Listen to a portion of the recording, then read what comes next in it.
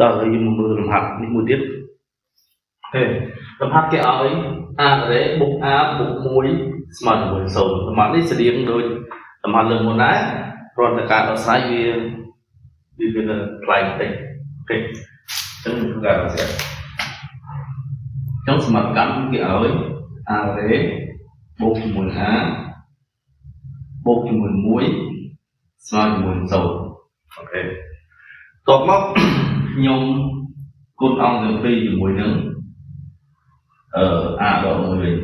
គុណ a លើកមុនគឺយើងគុណជាមួយ a ហើយយើងគុណជាមួយ a ដក1វិញហេចុះបើសិនយើងគុណជាមួយ a ដក1វាទៅជាអីគេអញ្ចឹងខ្ញុំត្រូវដាក់លក្ខខណ្ឌថា a នឹងខុសពី1មែនទេតើតើ a ខុសពី1បានយើងអាចគុណជាមួយនឹង a ដក1បានអញ្ចឹងមានន័យថា a ដក1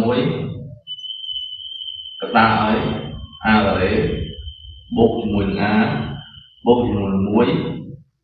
ស្មើជាមួយនឹង0គុណជាមួយ a ដក1នៅទៅ0ដែរអូខេនេះយើងមើលមកនេះរូបមន្តរបស់វាគឺ a ដក b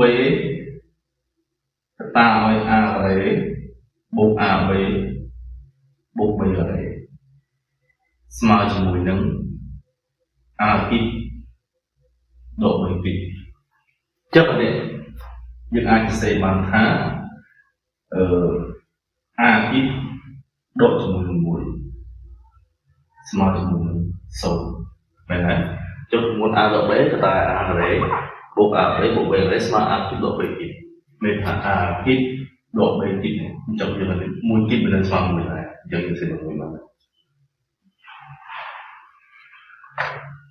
តោះមកនេះយើងសាកមកជាមួយនឹងស្មើនឹង a គីបស្មើជាមួយនឹង1មែនទេអូខេតោះមក a គីបស្មើជាមួយនឹង1ហ្នឹងយើងលើកអង្គទាំងពីរនឹងស្វ័យគុណ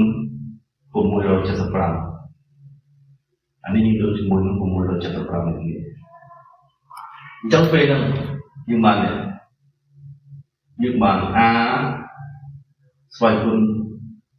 រូបមន្ត a ស្វ័យគុណ m នៃ a ស្វ័យគុណ n អញ្ចឹងស្មើជាមួយនឹង3គុណជាមួយនឹង675ស្មើជាមួយ1ស្វ័យគុណប្រមាណនោះនៅតែ1ទេសំទោសមកចុះនេះមាន a ស្វ័យគុណ2025ស្មើជាមួយនឹង1អូខេយើងនៅប៉ុន្តែយើងមិនដល់នេះយើងរើ a ស្វ័យគុណ2005បូក1ចុះជាការស្រួលគ្រាន់តែយើងតាំងនេះជាសម្រាប់ការ a មួយមក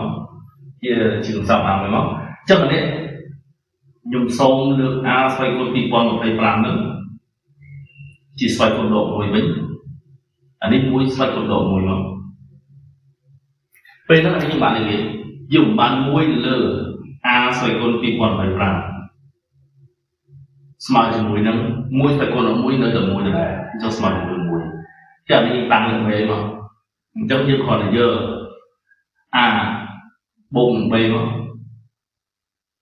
ស្មើជាមួយគេ1បូកជាមួយ1មែនទេចឹងស្មើ